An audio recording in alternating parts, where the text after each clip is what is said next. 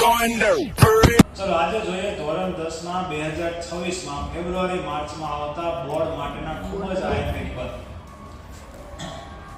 તો આ છે એનાલિસિસ. છેલ્લા 5 થી 6 વખતના પેપરમાં કયો નિબંધ કેટલી વખત પૂછાણેલો છે એના માટેનું એનાલિસિસ. પર્યાવરણ રિલેટેડ એન્વાયરમેન્ટ હોય, ટ્રીઝ હોય, ઇકોસિસ્ટમ હોય, સેવ ધ એન્વાયરમેન્ટ, અત્યાર સુધીના 6 થી 7 વખત આ નિબંધ પૂછાઈ ગયો છે. એના પછી આવીને છે ટીચર માય ફેવરિટ ટીચર, 2 થી 3 વખત પૂછાયેલો છે. લાસ્ટ વખત પૂછાયેલો એટલે હવે પછીની શક્યતા ઓછી છે.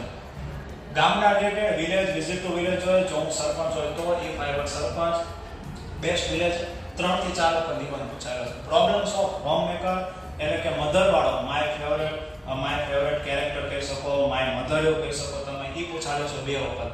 અને વિજ્ઞાન રિલેટેડ ટોપિક, વિજ્ઞાનના ફાયદા ગેરફાયદા એ પૂછાયેલો છે 2 વખત.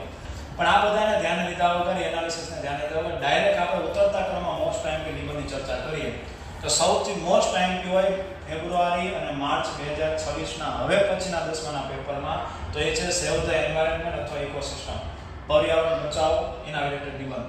બીજો મોસ્ટ ટાઈમ છે પ્રિપેરેશન ફોર બોર્ડ એક્ઝામ, બોર્ડની પરીક્ષાની તૈયારી આપણી કેવી રીતે ચાલે છે એના રિલેટેડ નિબંધ. અને ત્રીજો નિબંધ છે માય ફેવરેટ ફેધર ફ્રેન્ડ, મારો પ્રિય પીછાવાળો પક્ષીનો મિત્ર, મતલબ મારો પ્રિય પક્ષી કયો છે એના રિલેટેડ નિબંધ. ચોથો નિબંધ છે માય મધર, એટલે કે આપણે માતા વિશે આપણો નિબંધ અહીં લખવાનો છે. આપણે માતા વિશે નિબંધ. પાંચમું છે વિઝિટ એટલે મુલાકાત, કે જે કોઈ પણની મુલાકાત હોઈ શકે છે. આ નિબંધ સૌથી મોસ્ટ ટાઈમ છે. એમાં તે પહેલા 3 નિબંધ મોસ્ટ ટાઈમ છે, એમાંથી એક બોર્ડની પરીક્ષામાં હશે.